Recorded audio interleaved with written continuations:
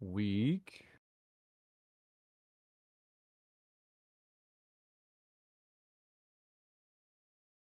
I don't see any questions from the forum.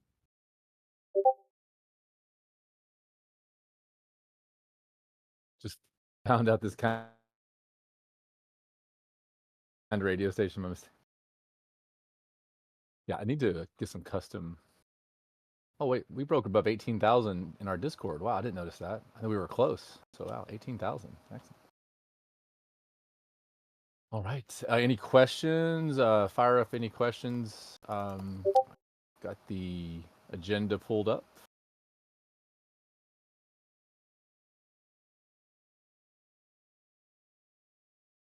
All right. Let's start with looking at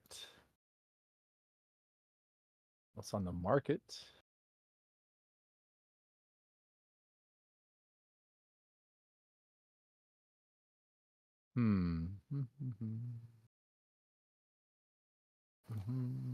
Thank you, Madukari.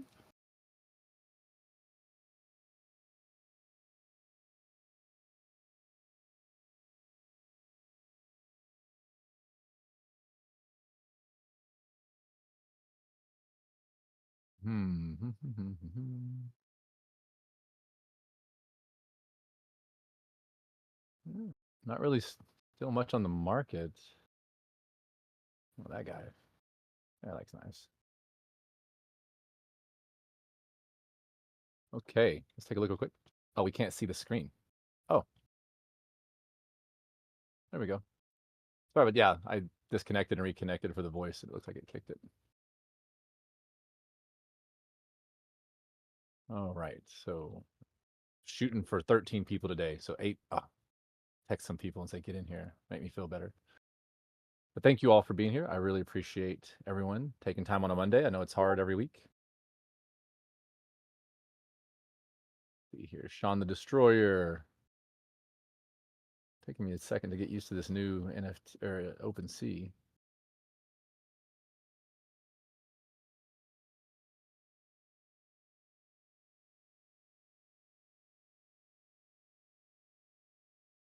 Where does it show?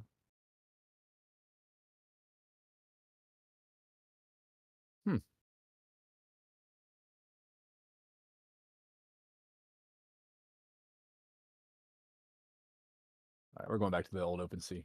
Can we go back to the old OpenSea? But let us. Maybe not.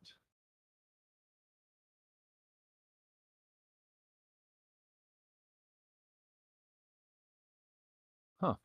Where does it show the traits on the new OpenSea, like the actual stats? Oh, here it is. Oh gosh, right there. Duh. Okay, so bonus XP.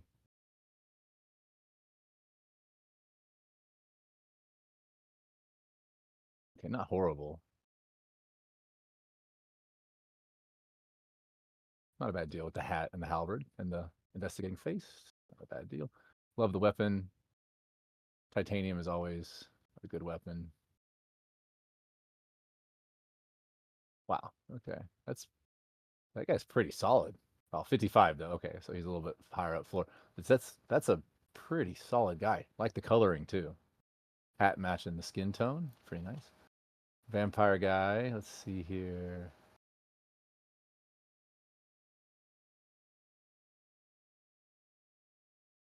Wow, bonus defense 100, bonus heal $70 though. But yeah, that's a really solid guy. Camouflage hat, always positive. Wow, okay, that's it. I mean, $70 though. That's kind of high for the other ones, but yeah, that's not a bad deal at all. 260, that's a little out there, but bonus attack, bonus. Oh wow, okay, yeah, that's a really nice shroom. It's a really nice shroom. Yeah, so if you got the money, some decent stuff on the market. Everything else is all these same colored hats here. Okay, so there's that.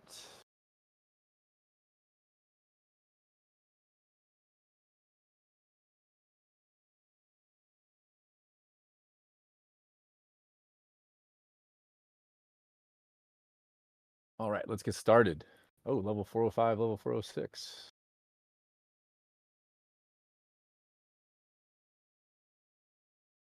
Those all look pretty good. Okay. So the first thing on the agenda is what we just did, the OpenSea.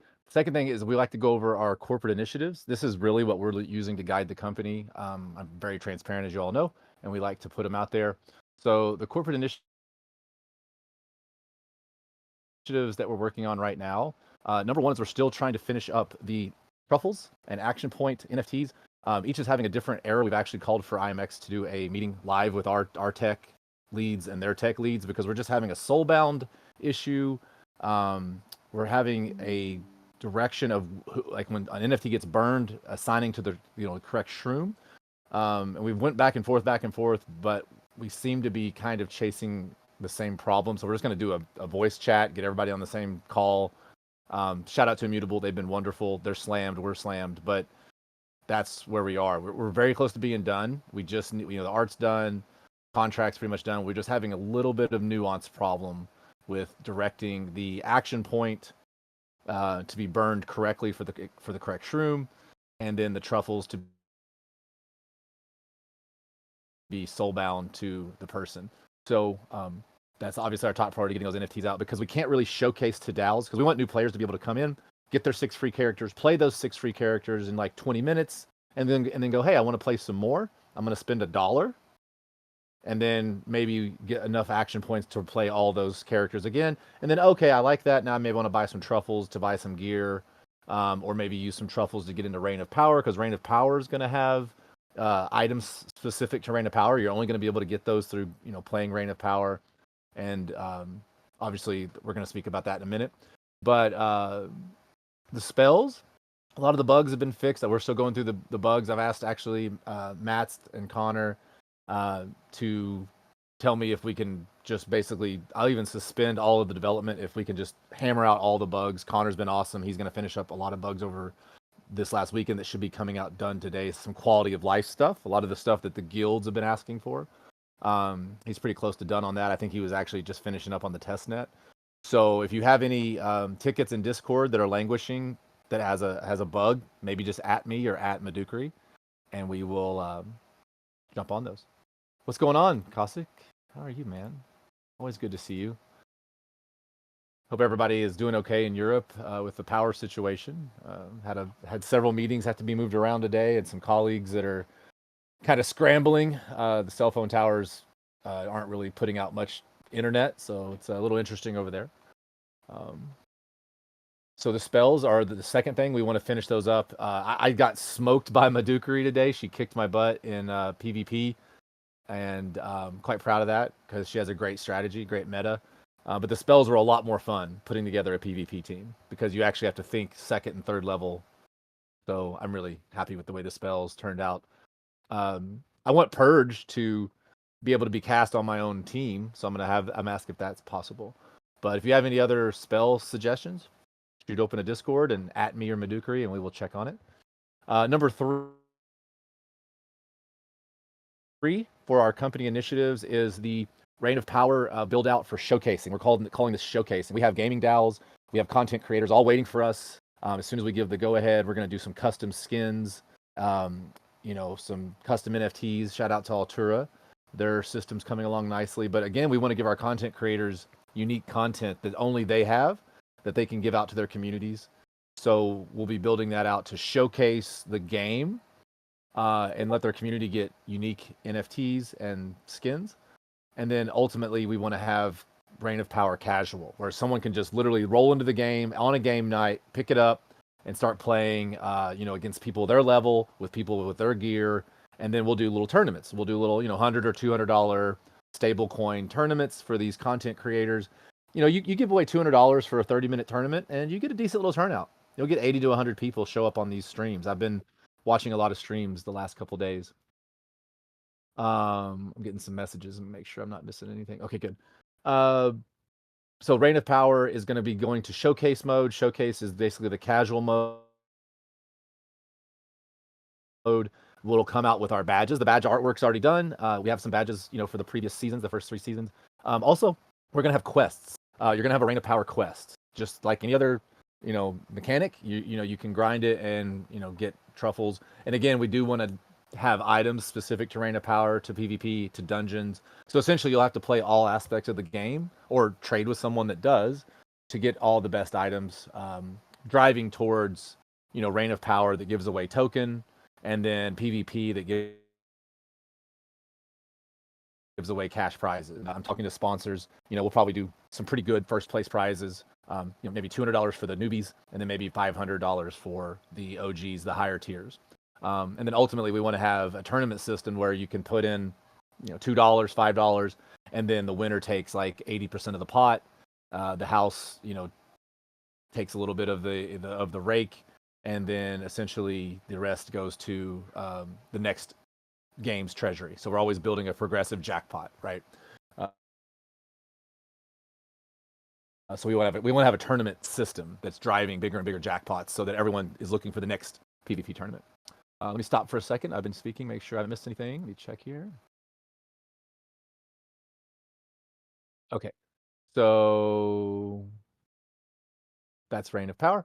Number 4 is something the whales have been asking for a while, and we want to get that out. Is the tiers. Essentially, we're working on a way for the minimum truffles and the maximum truffles you get from leprechauns is directly tied to your champs holdings. You're still always going to have the same chance to encounter it based on if you have NFTs or not, or that formula won't change, I don't think. But from the discussion yesterday we had as a company, we want to reward people for holding more token, which drives more truffles into your pocket. Because if you invest in the company, invest in the game by holding the token, we want some kind of ROI. It's not going to be excessive like the DeFi summer, but it's going to be better than the people that don't hold token, right? We don't want the person that holds no token, even though you have the same chance of running into the leprechaun. We want the person that has token to receive more minimum and more maximum range for those tokens. That's actually actively being discussed today. The chart was kind of out there. The formulas are being discussed, but that should be a week away. I'm gonna put a hard stop on that soon, because that needs to be implemented. That's very important to reward people that hold the token. Next is the there was a bug in beta. I think it's been fixed where people were getting kicked out of the beta testing. So if you're a beta tester, I think we've addressed that. If not, please let us know. Obviously, we're working on all bugs. So anything that's driving you crazy for the next week, open a Discord ticket, or if you have one, at me, ping me. I'm going to be pushing people double digits. Awesome. 10. Thank you. We're looking to push bug remedies right away. We want all the bugs finished before we bring out kind of any new content. We want to get all the bugs put to bed, or as many that we can. If they're just too much heavy lift, maybe we'll do a workaround. But I was just excited that the equip the spell book was fixed, because now I was able to use all the spell books I had minted. Even though I got whipped in PvP, it did not matter. Number 6 on our company initiatives is we're calling it the NPC AI initiative, which is where we are starting with a sophisticated decision tree that will grow into a tree that's managed by an LLM, which will grow into a reinforced learning model. There's going to be some steps. Shout out to Andrew. He met with the Genome Project. I think they're actually going to give us some API feeds for free. Really awesome. Shout out to them. I'll be spotlighting them probably in a week and giving them some love, because they are going to help us with some stuff for free, which is awesome. I love the market's so beat up. Everyone, I'm talking to people in Dubai, I'm talking to people around the world. Everyone is so beat up, but the people that are still here are so resilient and so positive, because they understand that we've made it through. Yeah, maybe it can get worse, sure, but 90% of all Web3 companies have went under since 20. So if you're still here and you're not going under next month, you're probably doing better than most. So respect to all the people that are still showing up with conviction and working, and not focused on just win Lambo, that stuff. Everyone that knows me in this project and other projects, I've always tried to stop people from shilling meme coins and chasing that fast buck, because it's PvP. It's PvP 100%. The memes are made of Soylent Green. They're made of humans. You know, there's no meme out there that hasn't hurt most of this community to get its value. I mean, come at me if you want, but I've been doing this since 17, and I don't think it's really changed in 8 years. So, um, yes, we will have the decision tree. Shout out to the people that are working behind the scenes. I don't want to dox them, but there's some people that are working for free and bringing tech to this for free. But the NPC decision tree AI build out is coming. We're going to start with a reign of power. Then we're going to go to the PvE. Then we're going to go to the PvP. And then we're also working, Connor, Morig, and Mats are working on a PvP system where we can just host a tournament. Everyone can jump in. And then also, if we don't have enough players online, for example, we can spin up some smarter NPCs that people can grind against. Because again, we're going to have weapons that you can only get from PvP, mycelium drops, very, very low chance of leprechaun encounters. But again, we want to drive that mechanic in your brain that I can always get a rare item, I can always get mycelium, or I can always get some truffles by playing the game. Therefore, I'm going to play the game. And then it's going to come down to a calculation of if I spend one more dollar on action points, will that give me, will that raise my chances? Because if you hit one leprechaun and it pays you $5, and then you spend $5 in action points, theoretically, we're hoping that you would hit another leprechaun and keep that rolling over, so that you're playing more and more and more to a limit, and then at the same time driving value to the corporation and cash, so that we can do buybacks and keep scaling. So we're still operating on roughly everything that's sold. Roughly 20% of the revenue is going to go to buybacks, but I'll be speaking about another topic shortly that is actually going to be bigger than buybacks. That's the exciting part of the meeting. I'm waiting to the end here. So 20 minutes in, let's see if we have any questions. Everything looks cool. Let me check all my channels here: Telegram, Discord, texts. Okay, everything's fine. All right, moving on. Okay, this is kind of little, but mycelium, we're discussing on probably keeping it in game as a item in game, and then maybe you forge 5 mycelium and it mints an NFT on the chain that you use mycelium, because ultimately mycelium is going to be a bedrock of the economy, but we don't want to isolate Web 2 players from Web 3 players. So if a Web 2 player shows up and just wants to play the game and just wants to use mycelium in game for the functions of the Web 2 side, the game itself, that's wonderful. But if they want to graduate to the Web 3 side and trade mycelium or use it for breeding or in-game weapon creation or other things that we have, dungeons, that's fine too. But we're just trying to make sure we want to invite these Web 2 players to stay. Shout out to RavenQuest. They're kind of doing it right. They're basically giving you the option to completely ignore Web 3 if you don't want to, right? So that's number 7. Now, number 8 is the big item of the day. Let me check my other notes here. Yes, okay. Now, full disclosure, everything I say from this part in is not law. It is not in stone. It is not planned. It is being discussed. The corporation is based out of Wyoming. We have 5 owners. Those owners form a board. The board makes all decisions. Yes, I'm the CEO, but the board can fire me anytime. All they do is call a no vote confidence vote, and I'm out. We hope to only have to do a vote once a year and keep the CEO chair kind of stable. But what I'm saying is everything I'm getting ready to present to everyone is me as an investor that's trying to follow the treasury narrative that Saylor and Strategy is doing, that Jack Mallers and Lutnick are doing at 21, that a lot of the people are starting to do on Solana, which is drive your project into being a business, but the business is a wrapper for a Bitcoin acquisition vehicle where you are trying to acquire as much Bitcoin, or Solana, if you're in a Solana's ecosystem. Solana's doing this too. Everyone's doing this because we're starting to realize that certain L1s, certain tokens are going to be able to be collateral. And as of last Friday in America, my friend owns a bank. The Federal Reserve sent out the guidance. He called me up and he's like, hey, the thing you've been waiting on, because I've been hitting him up for years. I'm like, hey, man, can you just let me borrow against my Bitcoin, please? Like, give me 1% interest on my Bitcoin and let me go do stuff and buy more Bitcoin and, build houses and stuff I want to do. And he's never been able to. His shout out to Ben. He's like, I can't do it, man. But now the guidance has been removed.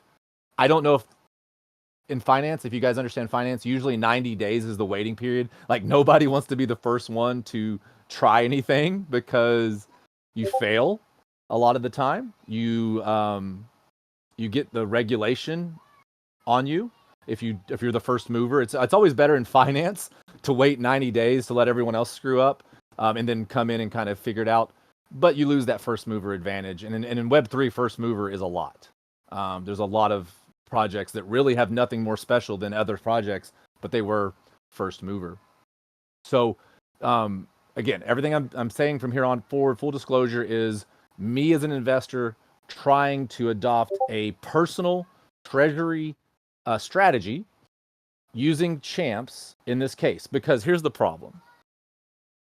I don't care what project. I have friends in every project. I have friends that are C-level executives, people just like me. We've been around, we're leading projects, but we all have two very big problems.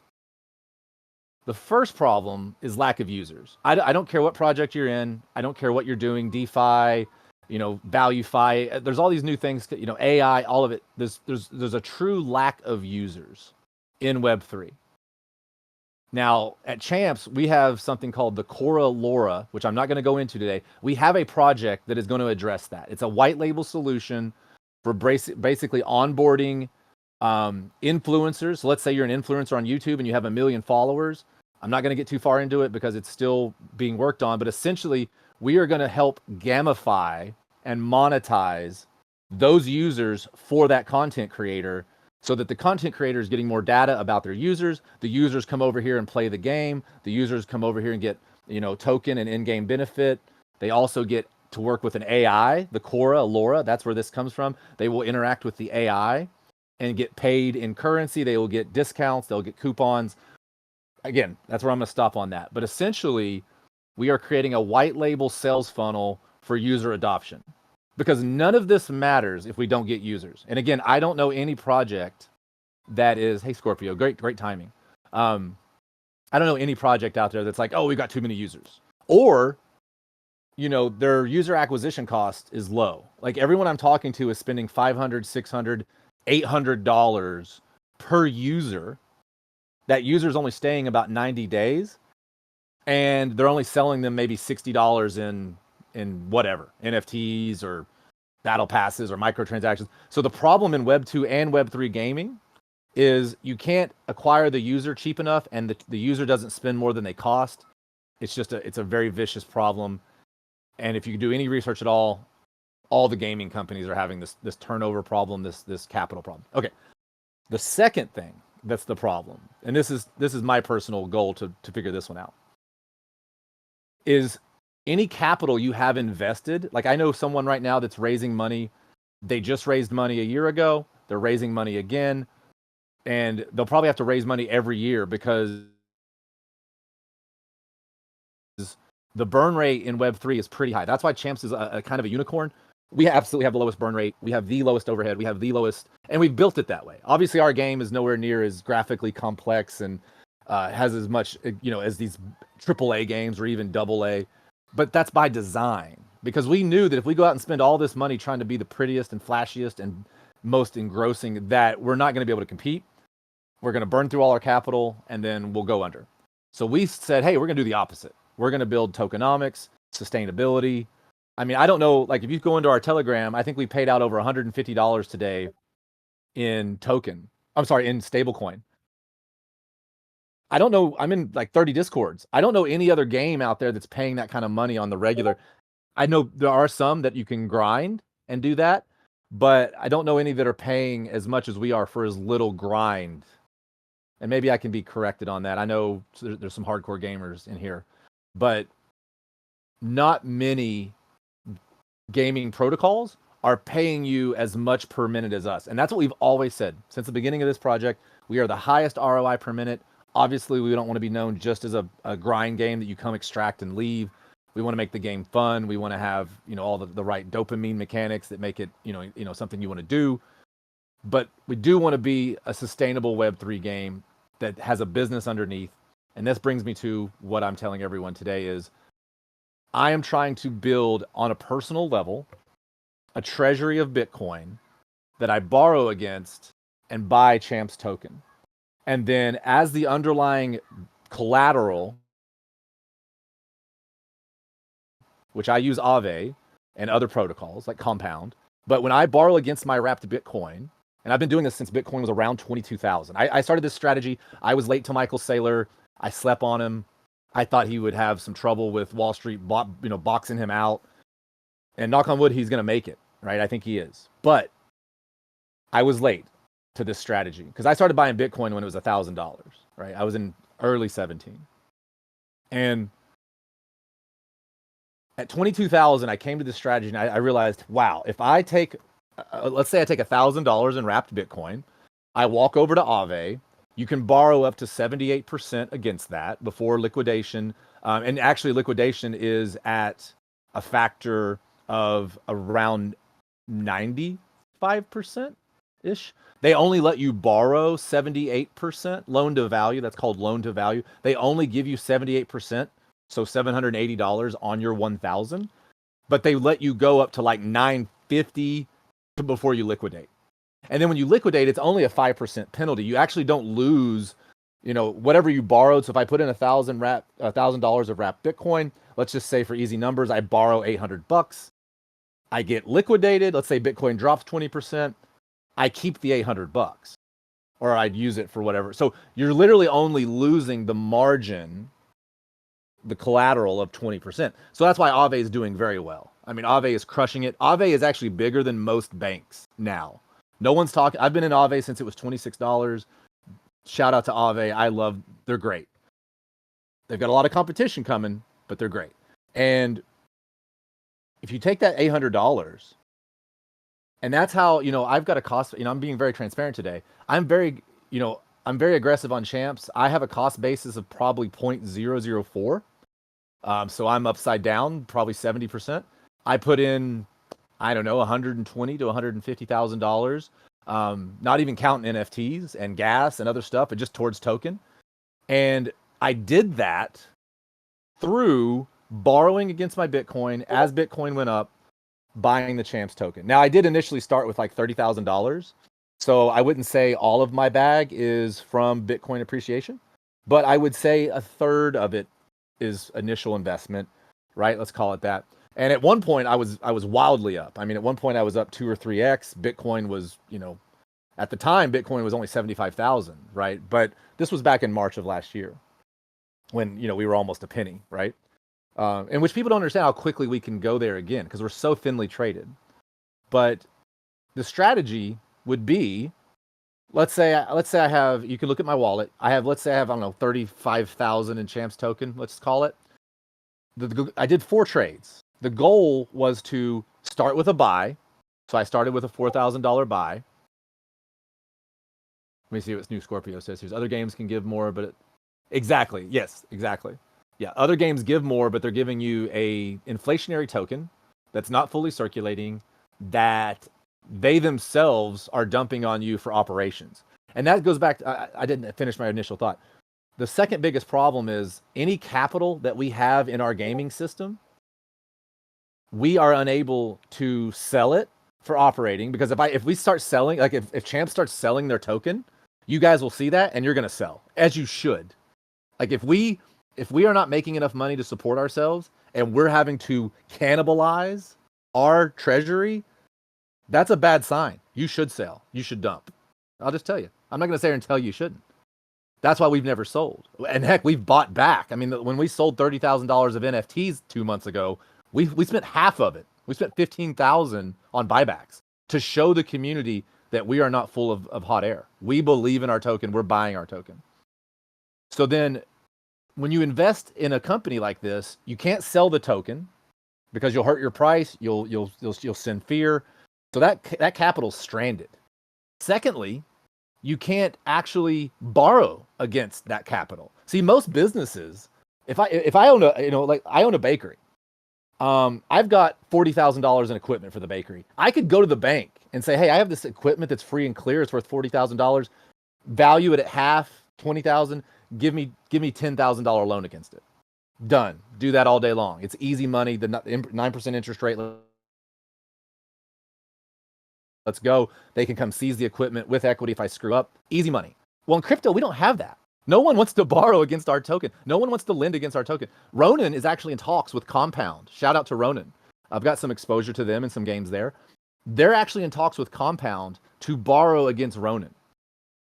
That would be revolutionary. Right? Imagine a gaming system that has a token. Now, again, I don't like their tokenomics. No, I'm not going to try to be negative here, but they're essentially trying to be the first L2 gaming chain that you can borrow, ergo create yield, right? Borrow against the token. If they pull that off, I think Ronin's going to go through the roof. So if here's some alpha if you want to make some money. Maybe Gala needs to wake up and do that too. Gala has their own chain, right? AVAX has their own chain.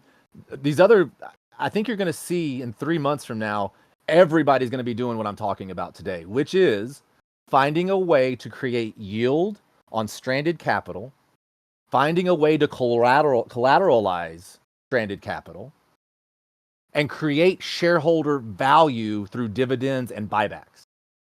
That's what you need to take away. This is a three-pronged strategy. It's a trident strategy that I've thought up. Now, when I talk to everyone that's in different parts of the world trying to raise money right now, no one wants to give money to gaming companies because we don't have the users. We don't have the revenue. Our pro forma P&L looks bad. Our token looks bad on the chart. I had a very wealthy person the other day be like, I don't see why anyone would invest in any of Web3 gaming at all ever until someone proves it's a business that makes money, which no one has done. I mean, maybe Axie has made money, but they've spent it, and maybe they have more money than, I know their treasury's up to, I think I saw their treasury's almost $2 million. You can quote me if I'm wrong on that, but I know they're growing their treasury. So they are starting to stack money over there. And I would be shocked if Axie doesn't go the same route. If you can borrow against Ronin, I don't see any reason you wouldn't borrow against Axie. Just set the loan to value very low, maybe 30%. So if you have $1,000 in Ronin, you can only borrow maybe $300. But still, that is something that allows that capital to create a yield. And that's what you do not have. So no smart investor puts money into anything unless they can create a yield off of it, a cash flow, they can collateralize it, they have a market to sell it, a mark to market ability. We don't have any of that. That's why Web3 is failing. We have no traditional finance rails. We can't issue debt. Like, I can't issue a bond. I can't go out and say, hey, buy the Champs bond. I mean, I could, but no one's going to buy it. But how do we fix that? We fix that by using the most pristine capital on the planet, the fifth largest asset on the planet, Bitcoin. Bitcoin is the way we fix this. So what I attempted to do yesterday, and I did it in the middle of the day, I told the development team and the management team, I told everybody I was going to do it. Most people were supportive. A couple people said, I don't like it. What I did was 4 transactions. I did a buy of 4,000, and my numbers are, I'm going to use round numbers. I think I bought like 4,100. I sold like 6, bought 7, sold 8. I can go look. But my point was, I was going to do a debt ladder. Now, a debt ladder is where you take an initial investment of capital, you borrow against it, you reinvest the capital at a lower, preferably lower interest rate. Sorry, my kid just walked in. What, honey? Okay. Amazing timing, buddy.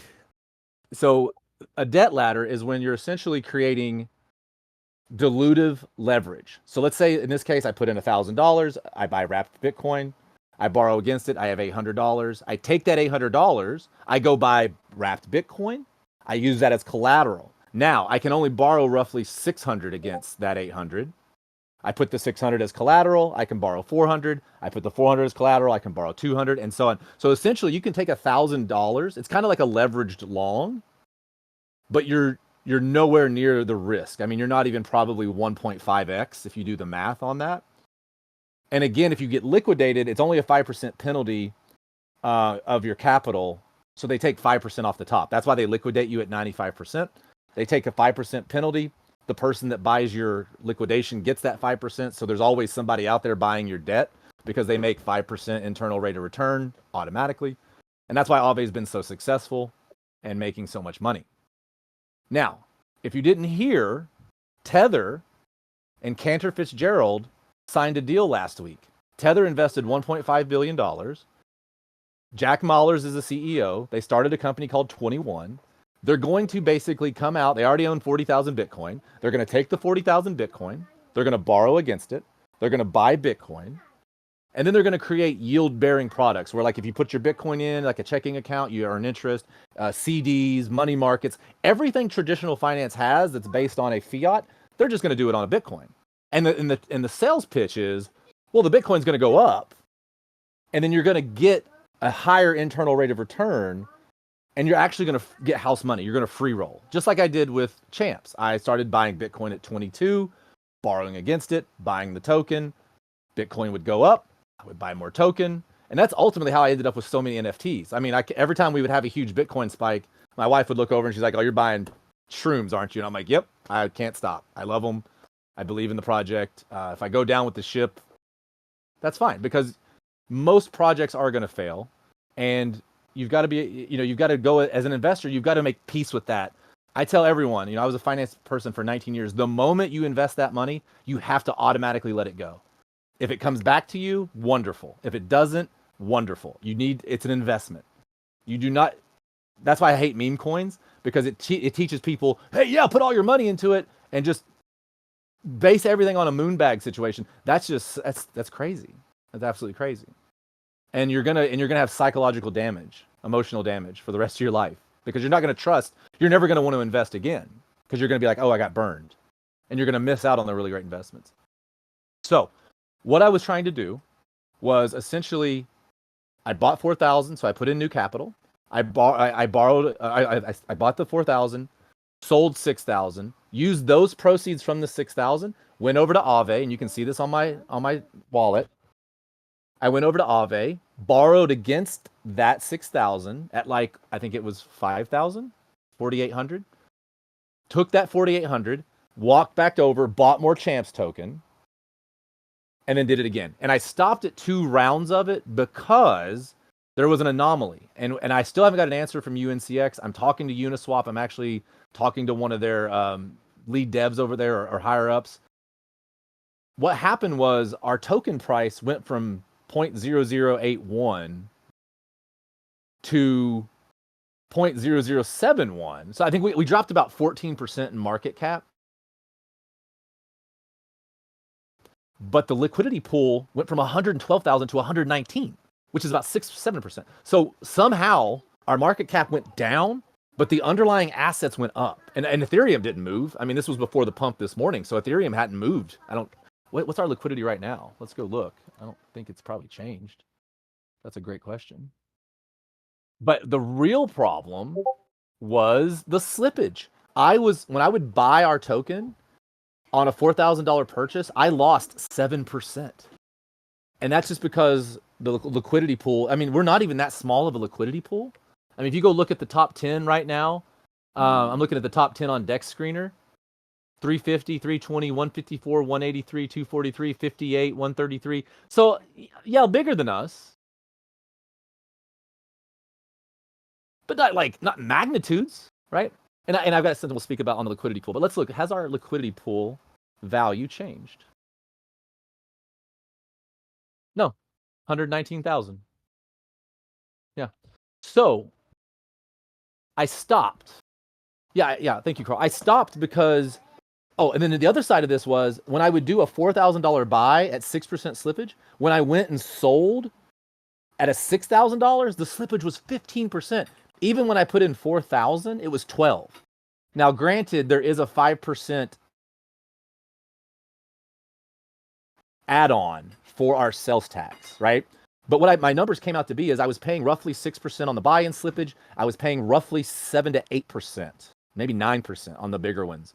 So I could do this theory and run the numbers again and do really, really low amounts. Like I could literally, I checked it this morning. If I do $1,000 buy and $1,000 sell, the slippage is like 1.5%, 2%, which still eats you up.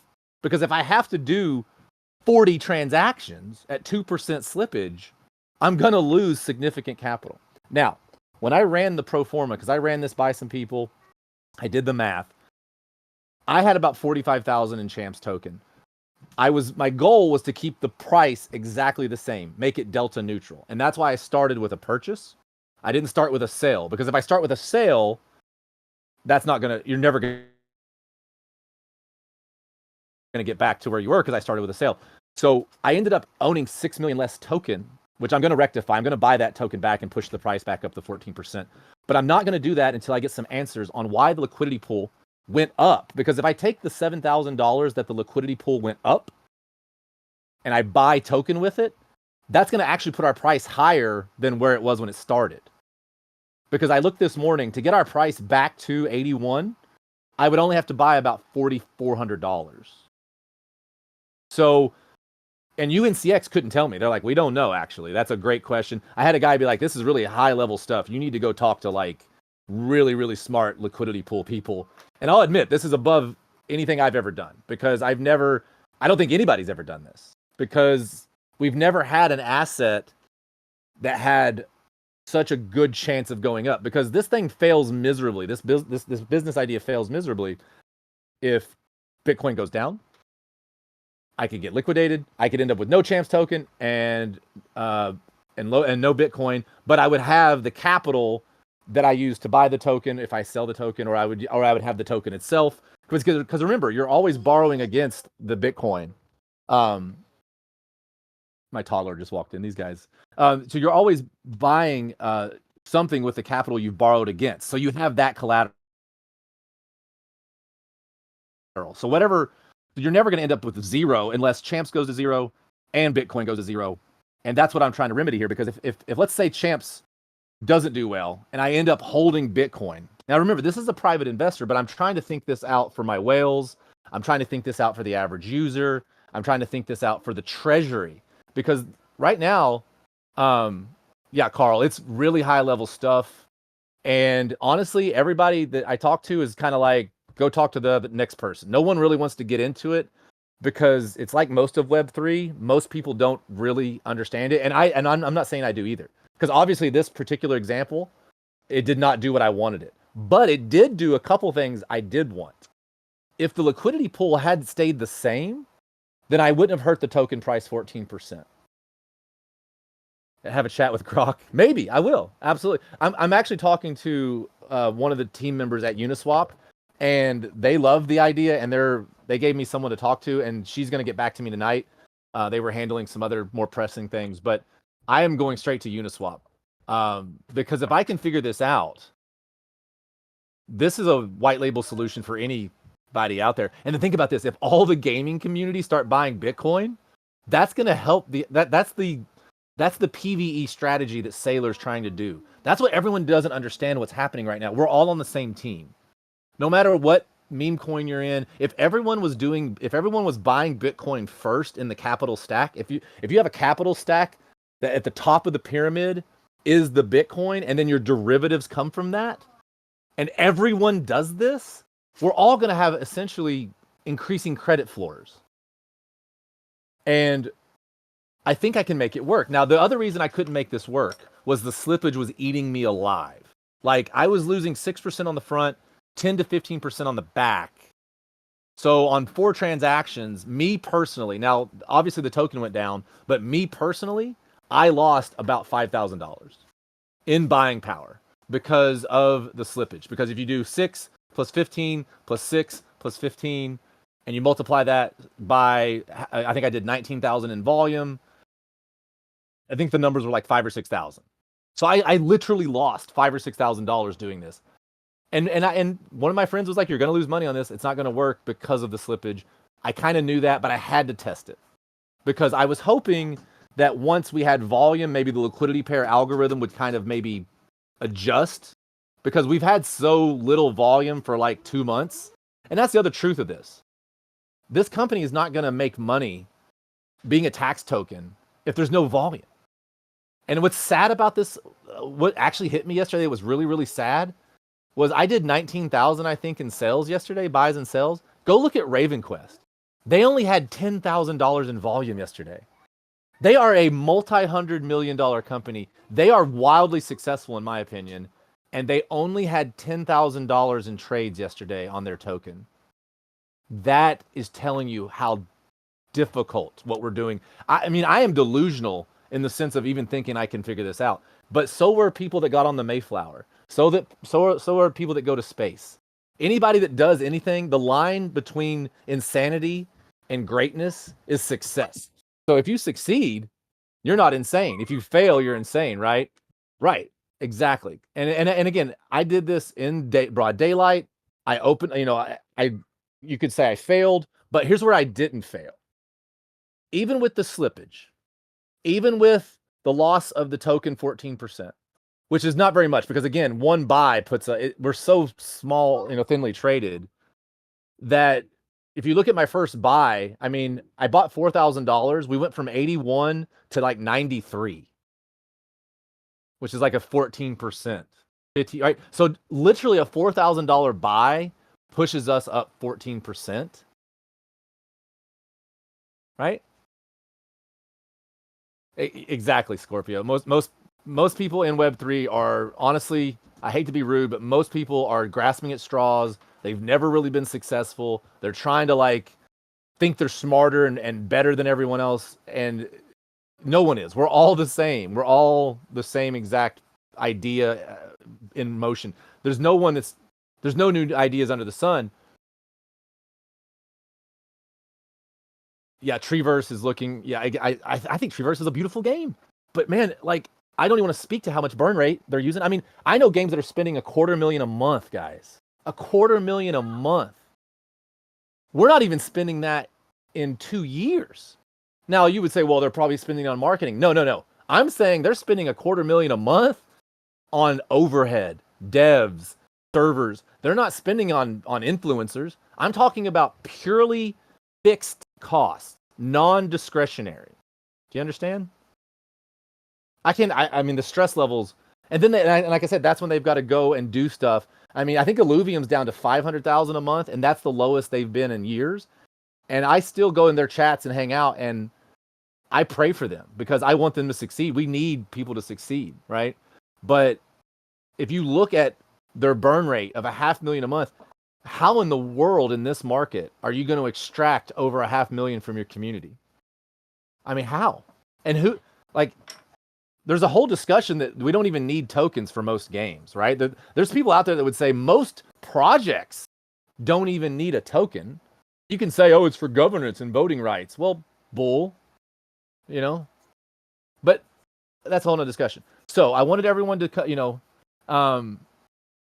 exactly, Carl. I mean, we did the math. We've got 40 people that are whales, and like 38 of them, every time they extract capital, they buy the token. Most of our mid-level people too. The only extractors, and shout out to the people that do. We have one person that's cashing out $30 a month. They're making $30 a month on our game, and they have literally, I think, $21 invested. Like their ROI is out of this world, and they've been doing, and we're not stopping them because we looked into it. We thought they were multi-accounting. They're not. We thought they were funneling items through guilds or maybe, farming. Because we're watching all this stuff, guys. We got people coming in here trying to steal from us. We've been stolen from, right? We're no different than other projects. We've been DDoS attacked. We've been botted. We deal with all that stuff, and that's what's so great about being a small project, though. You don't like the amount of money it takes to defend a big castle is so harder than defending a little castle. So, if your enemy is very large and powerful, be very small and weak and nimble.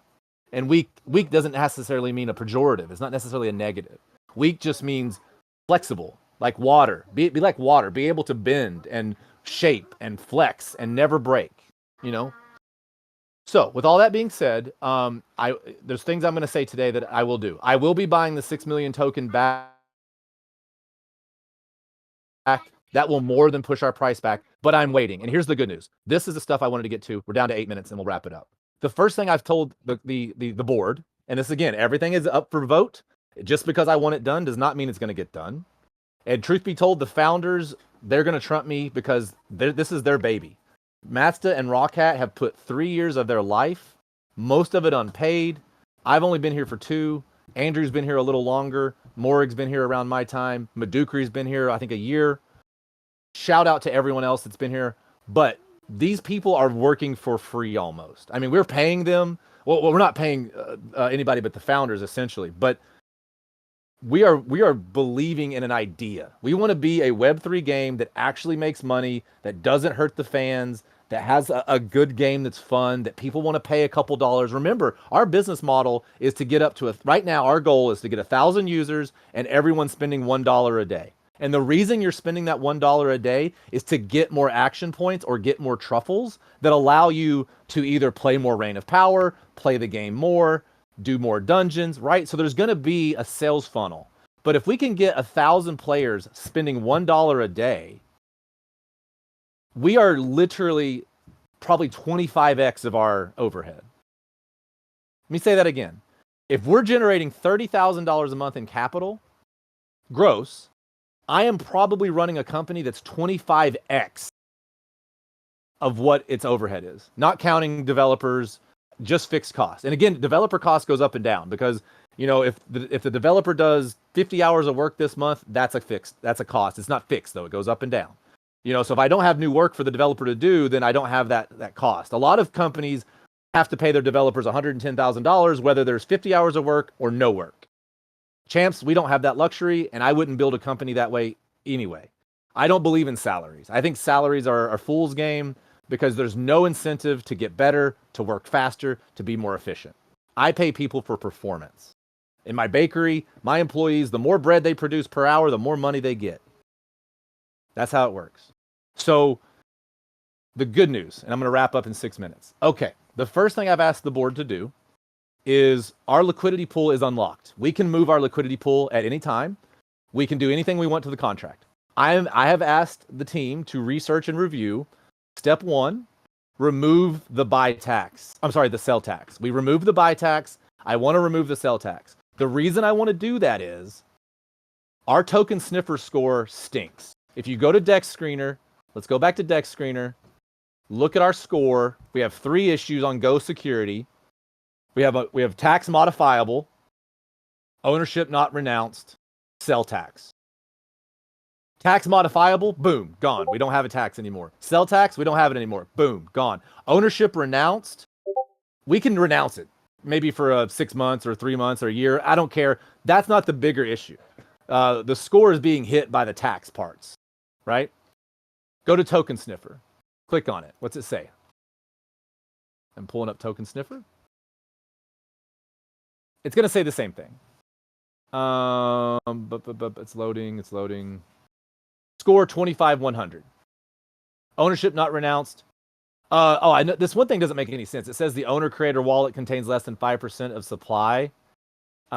Says we own that's not true, but I think maybe it's pulling the unclaimed token that we rolled back in. I'm not sure. We've been talking to them about that. I think it's pulling incorrect. I think we can fix that one. And then it says all other holders possess less than 5%. That's not true. I mean, myself, I own like 3 or 4%. And we have 40 whales that make up probably 30% of the token. Anyway, moving on down, at least 95% of the liquidity burn locked for at least 15 days. That says expired, so I don't think that's pulling accurate data. But either way, the big thing to me is when I talk to people with money, they don't want to invest in a tax token. And truth told, Champs is the only tax token I've ever bought in my life. In 8 years of crypto, I have never put money into any project that has a token tax because they're telling you at the door, we're taking money out of you and putting it into us. And that's fine. That's what businesses do. But they're doing it in a way that is not sustainable because there's constant sell pressure. Champs is actually amazing. This guy was like flaming me in DMs, and I'm like, you have no idea how amazing it is that Champs is even still here.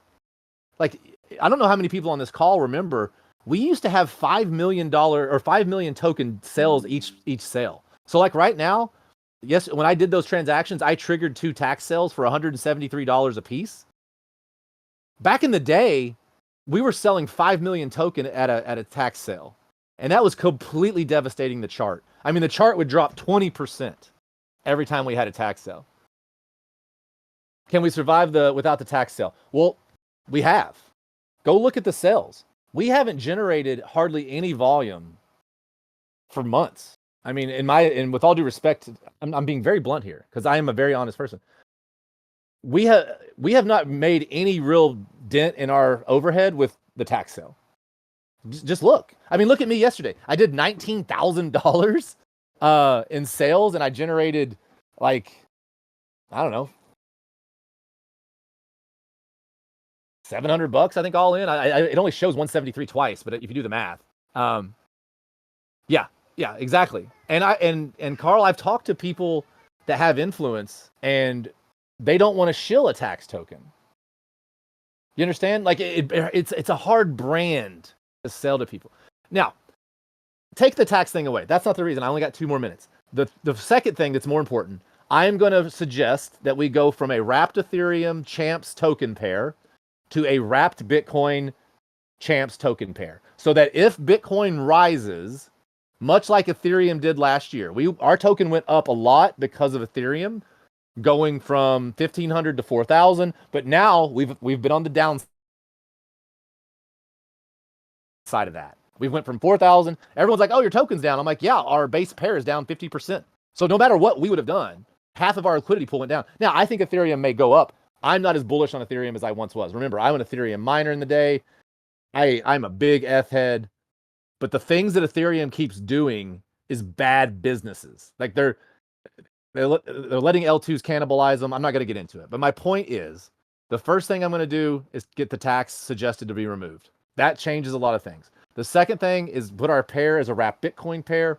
The third thing, and this is the big move, I am going to try to either get our liquidity pool directly on Unichain, which is Uniswap's chain. I don't know if you guys heard, but Uniswap has now surpassed Base in TVL, and they're coming up on Ethereum and Solana. More money is flowing into Unichain and Uniswap. They did have a liquidity contest or not a giveaway, but a program where if you put stablecoin on Uniswap for the past 30 days, you were making 80% yield. That's not sustainable, but they're already talking about coming out with their own stablecoin that is yield bearing. Binance is coming out with a yield bearing stablecoin. Aave has a yield bearing stablecoin called GHO. I own a lot of Go. At the end of the day, you're going to have every chain having its own yield bearing stablecoin. So the base layer is going to produce revenue on its asset. I'm going to propose, if the technology allows, if everything works, that we move our liquidity pool directly onto Uniswap version 4 on Unichain. It may cause some friction, I guess, because people that use ETH would have to go to Uniswap to buy the token. I get that. But Uniswap is also working on interfaces to where you don't even know you're on chain. So imagine you just go to MetaMask and it doesn't tell you anything. It doesn't tell you what chain you're on. It doesn't tell you need ETH for gas. All it says is, what do you want to do? And when you have cross liquidity and cross chain, omni chain action, that's where we're headed. The general user is not going to have to do any of this crap with bridging, with any of this. It's going to be like 10 years from now. You're going to be like, oh, when I was growing up, you had to bridge your money. That's going away. They're making it where you can pay in gas with stable coins. And I know I'm running over. If you need to leave, I apologize. But this is a big day in Champs history because we are trying to crack the idea of being a treasury company. Now, let me finish the idea. We move on to Unichain. We have our LP over there. Uniswap actually pays 1 to 2% yield on your liquidity. We have 119,000 in liquidity pool. Now, they also allow you to do single-sided liquidity, so we could take our 200 million token, we could put a portion of it onto Unichain, add it to the liquidity pool, yield off of that, and then also, if we add the liquidity to the pool, that's going to lower the slippage, and that allows my idea to work better. If I could do this idea with no slippage, then you're going to see a lot more ability for me to pull this idea off. Because yesterday, the idea would have worked if the slippage wasn't bad and the liquidity pool wasn't going up in value. And again, I don't know how that even happened. UNCX doesn't either. And right now, Uniswap hasn't given me an answer because they're going to look into it. But theoretically, how does your liquidity pool go up in value when your market cap is going down? that tells me that the liquidity pool is profiting off of the trades. It was the liquidity pool was taking the slippage because the amount of money that I lost as a private investor went directly into the liquidity pool. And if that happens, fine, because I was ready. When I started this idea, I was like, I have 45,000 in Champs token. If I keep the price delta neutral, not counting my gas fees, if I'm able to get this done and I lose $15,000 of my 45, let's say I go down to $30,000, but now that $30,000 is in wrapped Bitcoin and Bitcoin goes up 50% in the next 2 years, then I've made my money back. I'm back to even. Hopefully Champs goes up. And if Champs goes up, then I can sell some of my Champs, buy more Bitcoin, put the wrapped Bitcoin as collateral, borrow against that, and buy more Champs. And then now I've actually created a rising liquidity floor for the Champs token. Now you extrapolate that to the whales doing it, to the average user doing it, to the treasury of our company doing that. Now you've really got something, because then as Bitcoin goes up, knock on wood it does. I mean, obviously it could go to zero, but as Bitcoin possibly goes up, you could be buying the token. And as the token goes up, you could sell a part of it off. You'd push the price back down a little bit, but you would sell it off and then buy back. Now, here's the last thing I'm going to say. We want to start paying a dividend of wrapped Bitcoin to our shareholders. Let me repeat that. When you buy the Champs token, you're going to be earning a portion of the yield from the Unichain LP, from the Uniswap pool. It's not going to be a lot for now. Let's say it's 2% on 200,000. Okay? That's 4 Gs. That's nothing divided by, we honestly only have, let's say, 200 super users. So, $4,000 divided by 200 people, it's not a lot of money. And a lot of that's going to go to the bigger people anyway. But if we start taking, instead of doing buybacks, let's say we sell $30,000 more in NFTs, and I tell the community, we're going to take $15,000 of that and go buy Bitcoin with it. And then we're going to take that Bitcoin and we're going to borrow $10,000 on it, and we're going to go buy the token. So then you get the buyback, but now whatever percentage ownership of the token you have, let's say you own 1% of the Champs token, you are going to own 1% of the collateralized Bitcoin. Now, theoretically, that collateralized Bitcoin is going to have a debt against it. It's going to be like owning real estate that has a mortgage. But theoretically, if Bitcoin appreciates or Champs appreciates, or we sell more NFTs and get our grant money and raise revenue, blah, blah, and we pay off the mortgage, you're going to own the real estate free and clear. Then you're going to own the Bitcoin. And then I'm going to set up a mechanism where every quarter or every year, you can literally exchange your Champs token for the fixed amount of Bitcoin that you had when you started. Let me say that again. You're going to basically have a currency exchange rate pick. I'm not reading comments yet. Sorry. I just saw the little SquarePants guy or whatever. Squid Bob. I don't know his name actually, but my kids don't watch TV. But anyway, at the end of the day, think about this. I'm going to try to create a system to where you can have Champs token that is tied to wrapped Bitcoin, that as a dividend shareholder of a company through the token ownership, you can exchange your token for the wrapped Bitcoin at any time. So let's say you have 1 million, let's say you have 1% of the supply and you own 1% of the Bitcoin, and Bitcoin goes up and Champs does not. You exchange the token for the amount of Bitcoin that is pegged to. The company gets the token, you get the Bitcoin, we move on. Now, with that being said, we're also going to take that wrapped Bitcoin and we're going to borrow against it, and we're going to create yield on it. We're going to lend it out. We're going to hypothecate the Bitcoin so that now you won't want to exchange your Champs because you're receiving a hypothecated collateralized dividend from the wrapped Bitcoin. Because see, we tried revenue share.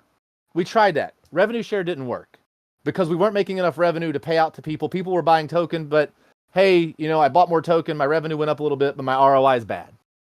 I got to have a drink of water. Hold on.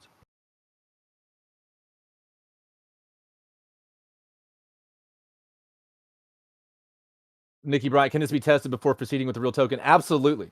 We can set. So what I'm going to do is I'm going to set up a liquidity pool, very small, on Unichain and test all of this. Because on Unichain we won't have the fees that we do on ETH mainnet, and then I can just do tons and tons of small transactions. Yeah, obviously I had to test it in prod yesterday. I don't like testing things in prod, but it initiated all these other conversations I'm now having. Because again, if the liquidity pool hadn't risen from 112 to 119, the price would have stayed the same. I personally would have ended up losing money. But again, I didn't care because I'm trying to get exposure to Bitcoin. Right now, I have $45,000 in Champs token, making me no yield. I can't borrow against it, and it's just sitting there doing nothing. And I've been sitting on it for 2 years. I'm a financial guy. If my money is not returning an investment, it's not an investment. And yeah, you would say, well, the price of the token could go up and you could sell. Well, that creates taxes. I don't like, rich people never sell. Buy low, sell high is what poor people do. That's what they've told everybody. Rich people buy low and borrow against. Okay? So if you're out there thinking, oh, I'm going to buy a meme token and I'm going to Lambo and sell. Well, great. You've just created at least a 25% tax. At least. If you live in Europe, 50. If you live in California, 60. So great. You took all that risk. You got your Lambo shot, and then you lose half your Lambo the moment you sell. Thanks, Carl. Sorry I'm going long, brother. But again, this is a heavy lift. This was a big topic. So anyway, I can wrap it up. We can do a more AMA on this next week when I have more information. We're not going to do anything else without anyone. No one worry about us doing anything at all. Remember, this hasn't been voted on by the board. This hasn't been approved. I disclosed that heavily for people that joined after. This is me and me as a personal investor. I'm not going to do in Romania. It's 10%. Okay, cool. But how much of the world lives in Romania? That applies to literally no one, really. You know, no offense. That's very little. Maybe there's a lot of countries out there, like maybe Portugal has low. I don't know. But again, I'm trying to build this for the people that live in places that aren't 10%. That's awesome. Maybe I need to move to Romania. My wife, I don't know. I don't know if she would want Romania. I don't know. It depends on how much beach there is. But what I'm going to say is nothing's going to be done again. I'm not going to test out any theories. I will buy 6 million token, but I'm going to wait until we're in a wrapped Bitcoin pair. I'm not going to buy any more Champs token personally. And if this causes a dump, then so be it. Then I'll buy it maybe because you've dumped on me and you're lowering my cost basis. But I want to have exposure to wrapped Bitcoin.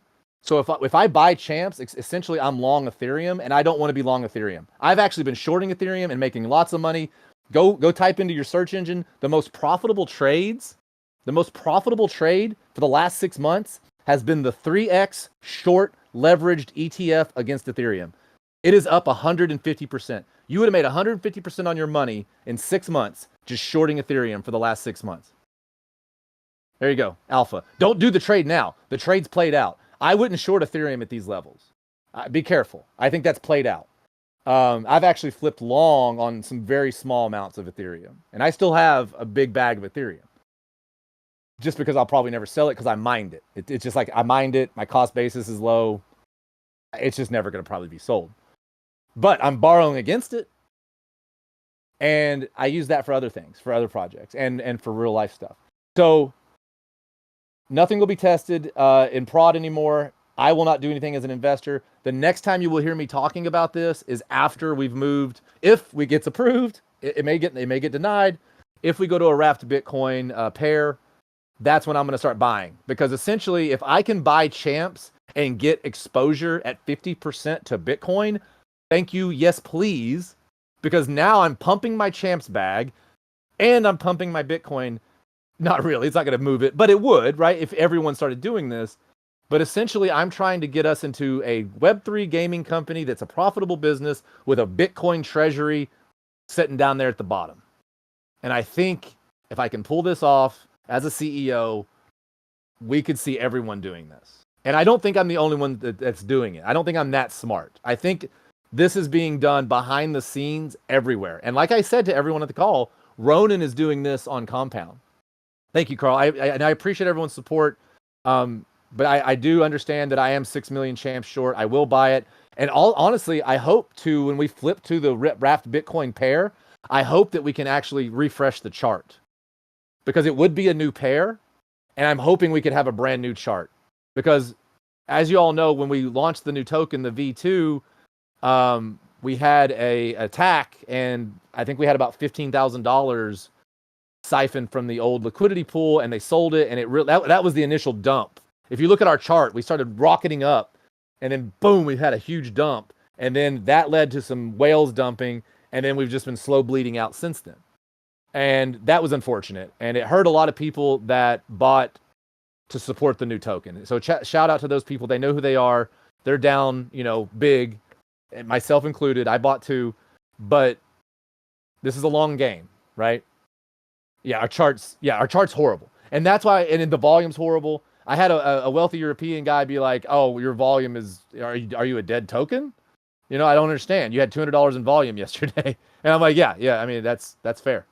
So, but Carl, think about this though. If we do this idea and we have to do small transactions, let's say we go to the whale group and we say, everyone get in line because we can't have everybody rushing to do this because if we have each other sniping each other, it's not going to work.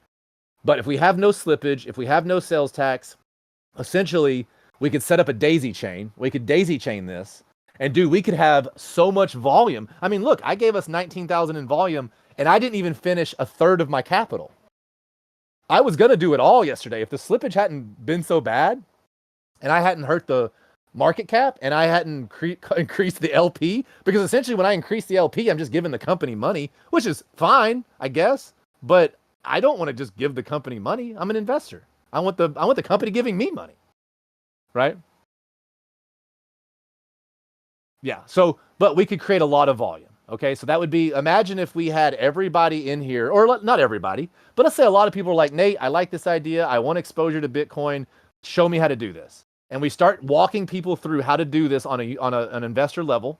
We get all the whales done. We get all the users done. Then we do the corporate treasury. And then essentially imagine we have, let's just say there's a billion token out there. Let's just say we're at 1 cent. And let's say we have half of that in wrapped Bitcoin. If wrapped Bitcoin goes up 50%, we now have a company with no debt, Bitcoin, and 1 billion champs for free. Okay? So if we could pull this off, I mean, you're talking like mind-melting ideas here. And again, if I'm missing something and someone sees a big hole in this, please, I've ran this by very smart people and no one's come up with a hole yet. If we get rid of the sales tax, which is a good idea, let's be zero. As CEO, Carl, I have actually been planning on no more sales tax since I took the job a month ago because we haven't had income in months. Like, they were grooming me to be the CEO for like 4 to 5 months before because I was actually, I was the one that suggested Wyoming. I saved us, just tooting my own chain. I don't know. Well, I'll answer that question, Nikki. Tooting my own chain here, I saved the company like 14% net just by moving us from Austria to Wyoming. Because in Austria, there's a value-added tax. So on our servers, we were paying 20% tax a month. On our email, on everything we were doing as a company, we were just paying an extra 20%. Now, I know that's not a lot of money because it's only $300 or $400 a month, but it's 20%. Rich people look at percentages. Poor people look at dollars. And saving, and we, welcome here. But we moved to Wyoming, which has, let's be honest, a 6% sales tax and a 1% city, because we're actually we're incorporated in a city that has a 1% tax. So I only saved us about 13%, but that's an immediate 13%. That's huge. That's huge. So there's other things that we're doing to make our capital more efficient, to save us money. But I'm just reading some comments here. Yeah, there's a value added, apart from essentials. So also that allows us to 1099 people, so I can save. I don't have to have employees. I can have subcontractors. I don't have to have payroll tax, because in Austria you have to have a payroll tax. There's all kinds of regulation. Austria is one of the toughest places to have a business. I've had multiple people from Dubai and the Cayman Islands and the British Virgins just laugh at me. They're like, "Why on earth would you be in Europe?" And no offense to the Europeans, but it's in the business world, it's a joke. Like, everyone jokes, like, Europe is literally the worst place. Like, it's the last place you'd want to have a business on any level, Web3, on any level. And I don't know why Europe's doing that. It's like Germany shutting down their nuclear reactors. No one knows why they're doing it, other than they're just trying to put themselves in poverty. Okay, I don't know much about Unichain. Wouldn't LPing there require token swap to their chain? Absolutely, it would. Absolutely. Yeah. But like I said, the TVL on Unichain just passed base. And I think Unichain, see you, Carl. I think Unichain is going to be huge when it comes to liquidity. Like right now, for example, we didn't move the token to IMX to Immutable because on Immutable, there's not enough liquidity. And I'm not bad-mouthing Immutable here. I'm just saying there is not enough liquidity. Even they recommended we don't do it because, like, we would rather have our token on the same chain as the NFTs. But they said not to. We couldn't do it, right? Let's do it. We need a new chart. Yeah, I mean, yeah. My dad was like, don't you think this is a Hail Mary? Won't people get scared? And I'm like, well, Dad, Michael Saylor threw a Hail Mary. I mean, his software company was going under. Microsoft was eating his lunch. He had $100 million in cash and he was bankrupt. COVID lockdowns were hitting. He threw a Hail Mary and now he's like, per employee, the richest company on the planet. Like, I don't need to be scared when he's already done it. Yeah, Nikki, you're exactly right. No, the optics on our project with the chart, with the tax of the token, it's horrible. It's unsellable. I'm not gonna sugarcoat it. I'm not gonna blow hopium, Laugh to not cry is, oh my gosh, that's hilarious. Laugh to not cry is the motto in here. But dude, it's gonna get better. I mean, I'm seeing a lot of changes. I mean, I'm not saying it's over, but I have interest in Europe, and everyone I hear over there is like, we're getting pretty fed up. Like we're about to the breaking point. So, anyway, we'll see. All right, well, everyone, I want to wrap it. I went long today. Thank you so much, everyone, for staying. Nothing will be done in prod. I will be doing nothing. Nothing has been approved. We're in the exploratory, but you heard it here first. We are trying to get long exposure to Bitcoin. We're trying to build a treasury on Bitcoin, and we're trying to be a successful Web3 game that's fun, that has a business underpinning, but we're also going to be a Bitcoin acquisition company that builds just like 21. If you go look up Jack Mallers and 21, essentially they're trying to increase exposure to Bitcoin. So every token you hold of Champs gains you more exposure to Bitcoin. So, all right, everyone, I appreciate you. I will hang around for questions and any criticisms too. And if you have, I would ask if anyone has anyone in the space. I'm looking to hire a liquidity specialist. I've talked to a couple people today, and they were like, this is even above my head. You need to go to Uniswap. I might be making myself a job here because I haven't met anyone yet that can answer these questions. So that means I'm doing something right. Because if no one can answer the questions. So, awesome. Thank you, Cosmic. Thank you, Nikki, Brian. Really appreciate you all. And I appreciate your support. And we will continue to keep you updated. Look forward to more information next AMA. And like I said, everyone, please ping me with any kind of bugs. I want all the bugs fixed. I'm responsible if they don't get fixed. You can yell at me. Bugs are going to be fixed. As soon as I get off this call, I'm going to go harass people and basically say, we're not doing anything but bugs on the dev side for the next week. You heard that here. So let's get these bugs fixed. I want everything working perfectly, and we'll go from there. Thank you all so much. I'll hang out till I see the typing stop and not to cut anybody off. So, and feel free to DM me with questions. I welcome it. So thank you all. Okay. Thank you, everyone. Cheers. Oh yeah. I mean, we're thought leading here. So my kid was listening the last 15 minutes. He's fired up too. So, all right. Thank you all.